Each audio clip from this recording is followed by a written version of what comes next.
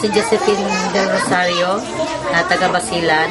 Dito po ako nag-volunteer sa Learning Center ng Stairway to Success para makashare din kami makashare ako ng aking nalaman sa mga bata, matulungan yung mga bata na hindi makaaral sa government school. So, nag-volunteer kami na magturo dito na libre. I'm Gustina Nanang. I'm to volunteer myself as a volunteer teacher dito nga sa mga bata. Dahil nga sa nakikita namin sitwasyon ng mga bata na napakarami talagang bata na ano yun yung laki sa layaw.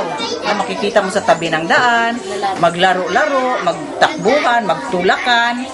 So napag-isip-isip din namin, kaming ni Josephine at saka yung ibang co-teacher namin, na ano kaya kung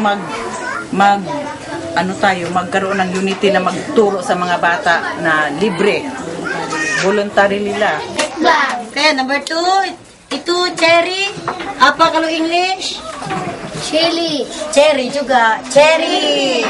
Okay. Itu apa? Number 3. Cabbage. Itu sayur apa? Kubis. Kubis. Cabbage is kubis. Jadi itu papaya. Kalau English apa?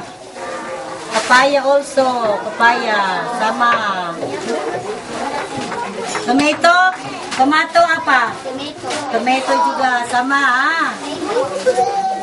Kalau banyak tomatoes. Carrots apa nih? Lubak? Lubak merah. Lubak merah.